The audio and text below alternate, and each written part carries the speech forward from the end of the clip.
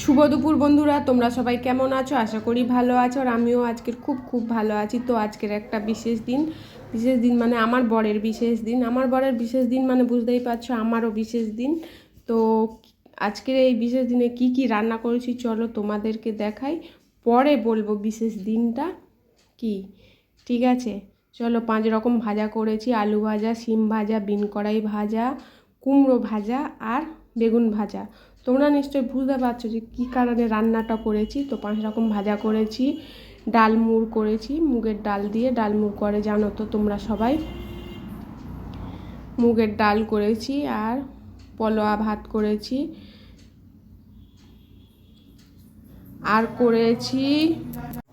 আর করেছি বাঁধাকপির চচ্চড়ি। বাঁধাকপি আর চিংড়ি টিংড়ি দিইনি, সবজি দিয়ে করেছি। আর করেছি লাল লাল করে মাংসর ঝোল করেছি, দেখা পাচ্ছ, মাংসের ঝোল করেছি। সাথে আছে স্যালাড, আছে শসা, পেঁয়াজ আর লেবু। এটা হচ্ছে নলেন গুড়ের সন্দেশ, নলেন গুড়ের মিষ্টি আছে। আর মেন জিনিস হচ্ছে পরমান্ন ভাত মানে